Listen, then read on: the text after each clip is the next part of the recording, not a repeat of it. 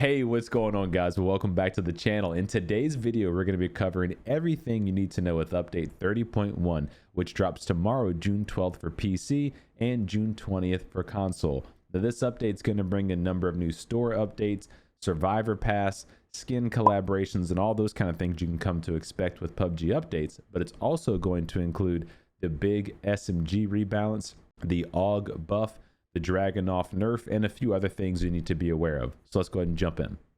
All right, now there is a quick recap of the patch reports courtesy of PUBG and the collaboration New Jeans. Unfortunately, it's got some DMCA music, so I won't be able to play it here for you, but you can check it out on their website or on their YouTube channel. And it's the actual New Jeans band members who are voicing over for the PUBG update. So kind of cool for collaborations. But now let's get over to the actual update. So, and obviously if you can't hear it, I'm still sick, so just bear with me on that. PC update June 12th. So that means tonight server maintenance is for PC on June 11th. June 12th it'll go live. Then console is going to be live on June 20th, which means that the server maintenance is June 19th for console. Okay.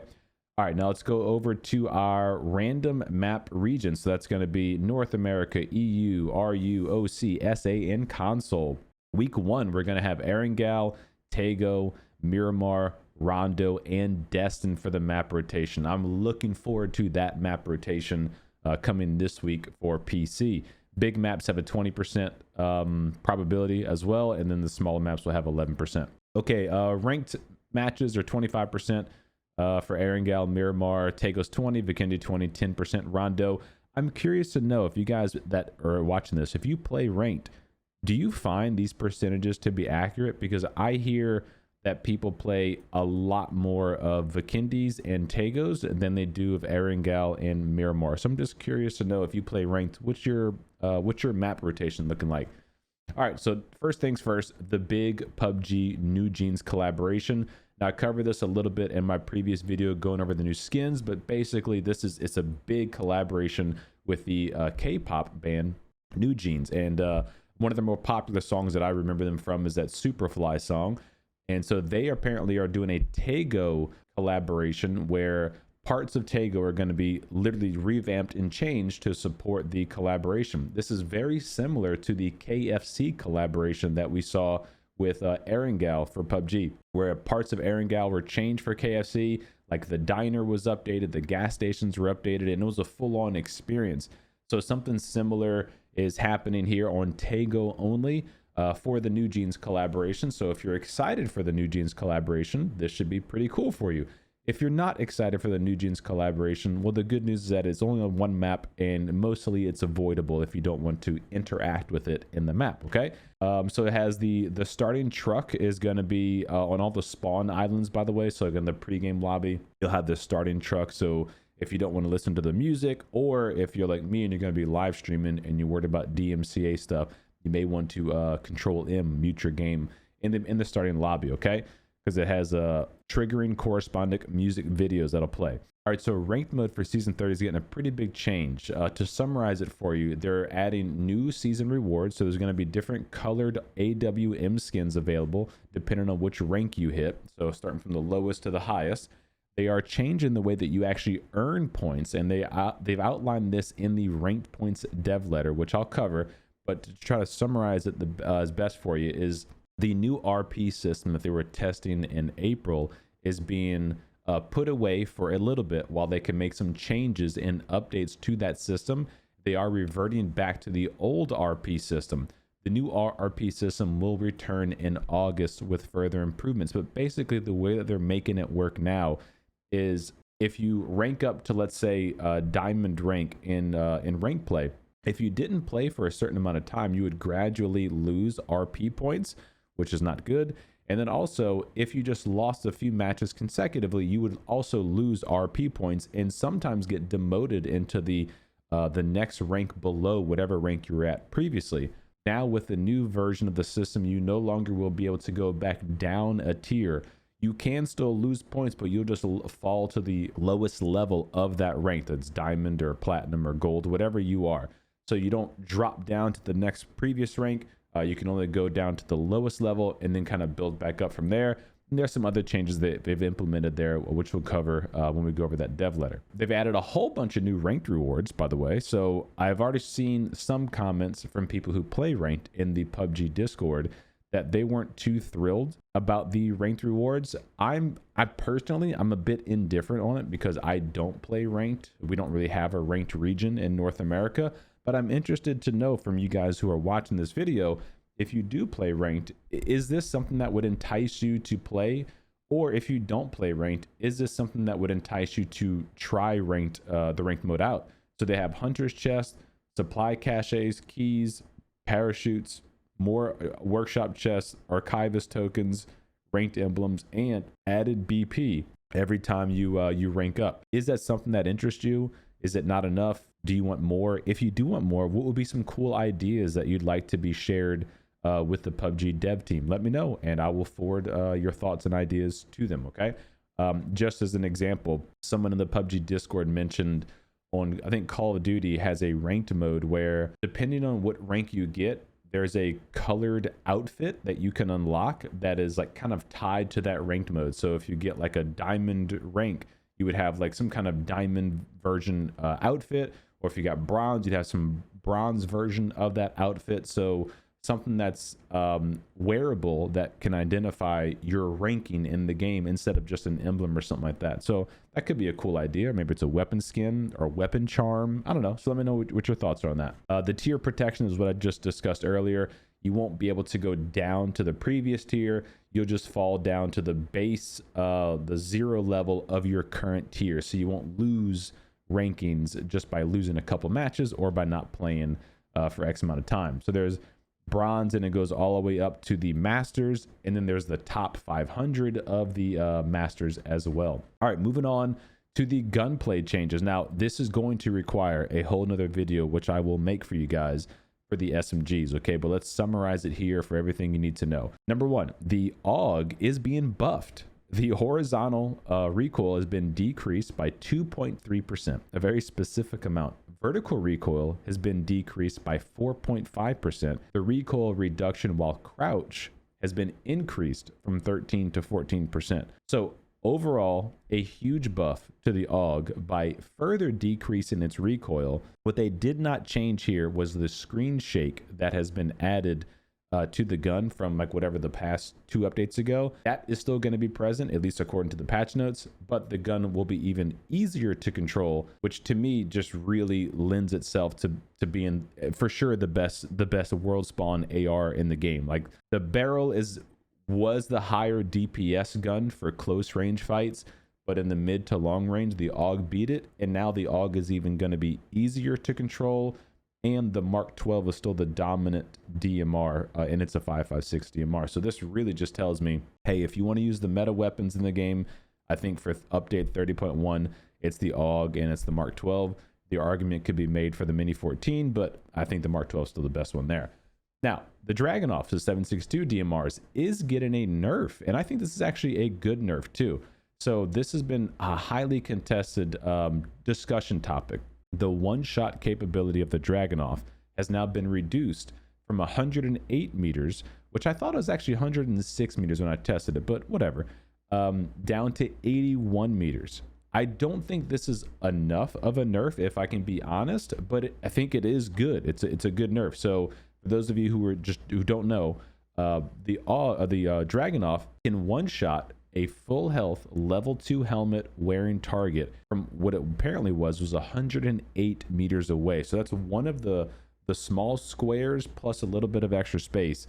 One shot you with one shot to the head and a DMR. That's a big deal because that one shot potential was reserved for bolt action sniper rifles, and giving that to a DMR was a big deal. It basically made the sniper rifles null and void, because the Dragunov could do a lot of what they could do plus more in terms of a higher damage per second. So they now reduce that distance to 81 meters. I think personally it should be about 50 meters or so, like really close range engagements, but we'll see how it feels in the gameplay.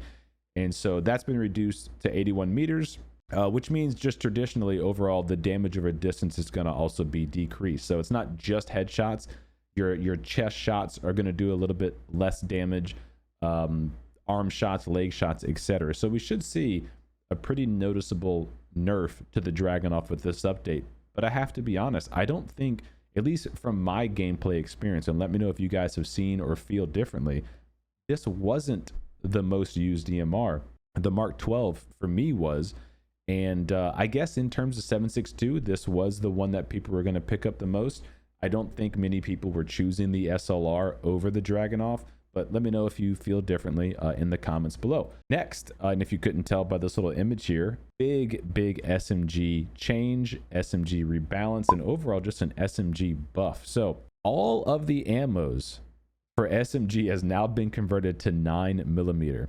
Every SMG now is going to be 9mm. So the Tommy gun, 9mm, the UMP, 9mm, everything's 9mm now. The movement speed of SMGs is now going to equal an unarmed state. So what that means is if you had put your guns away, you're using the X key, you put your guns away, that movement speed that your character has with no guns, he will now have that same movement speed even if you have the SMG in your hand. So a big buff to the close range, kind of close quarters combat for SMGs.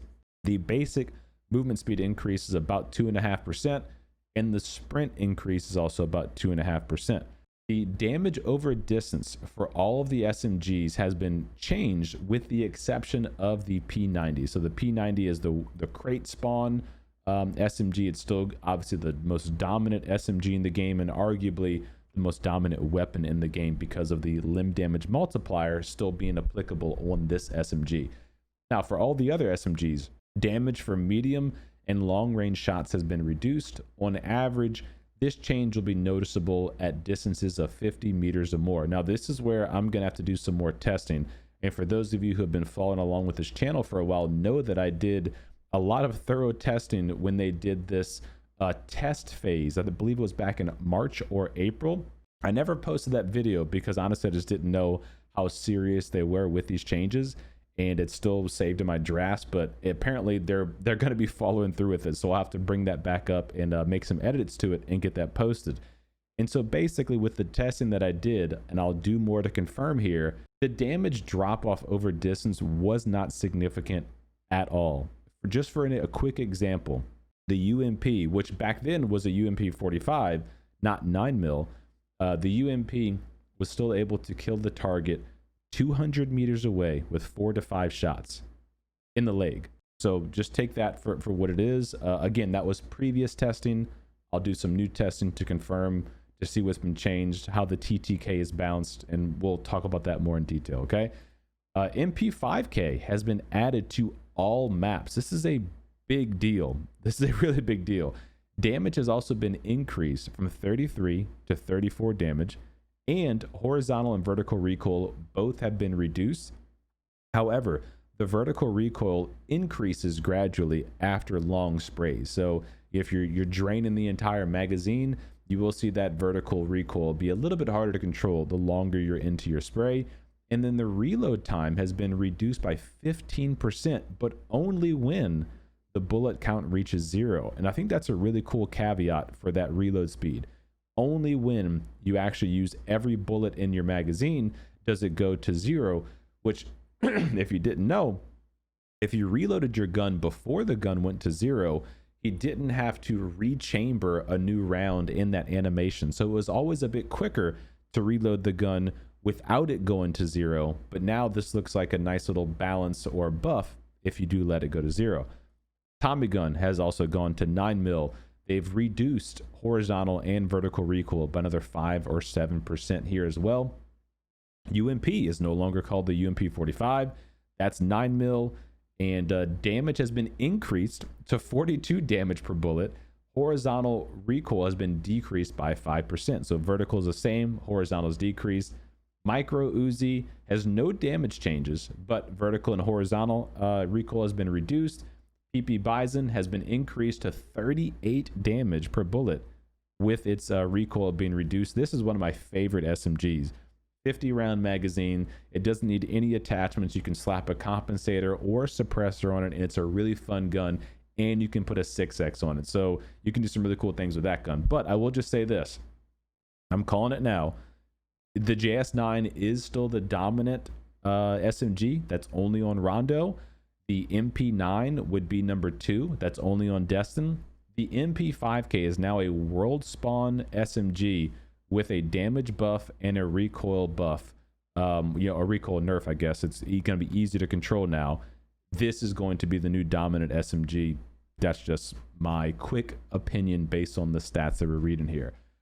Okay, now, devs' comments on this. And again, I'm going to go over this in detail when I do the actual testing phase, and I'll call back to the PUBG partner focus group that I was a part of with the developers, where they asked our opinions on a lot of different things, but the SMG Rebalance was one of the key things. And what's interesting is that they actually, it looks like they took something from that dev meeting. Now, not a lot was taken from that dev meeting, but this right here was the biggest thing.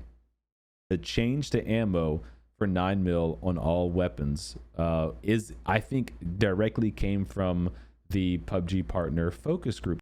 Now for the dev comment, in this update, we're introducing improvements to the SMG Rebalance from update 28.2, along with adjustments to the AUG and Dragunov. Following the successive balance nerfs from 25 and 26, the AUG exhibited a lower usage rate compared to not only the barrel, but also the Ace and the M4. However, its win rate remains steady at around 52%. To enhance player comfort without significantly affecting performance, we're increasing the recoil reduction when firing in the crouch position. Well, you're also decreasing the recoil when you're not in a crouch position too. That's was in the patch notes. Regarding the Dragunov, we've been monitoring feedback. Due to its high demand for a nerf and a gradual increase in in-game metrics, we decided to make some adjustments. However, the ability to eliminate enemies with a single headshot is a unique characteristic of the Dragunov. To ease the pressure of facing the Dragunov while preserving this feature, we're reducing the max distance for single headshot eliminations. Aside from this change, the actual damage remains similar, and the shots to kill for non-headshot targets stays the same. As we promised, more frequent gunplay updates this year. We'll closely monitor in-game metrics after the update to make any necessary balance adjustments. Now, with a couple just quick little kind of nerdy facts here. When they say this, shots to kill for non-head targets stays the same, they need to put an asterisk there because the damage is being changed for the weapon. So what that means is, yeah, if the target is full health, the shots to kill is going to be the same. But sometimes the target isn't full health. Sometimes the target is 75 HP after a first aid.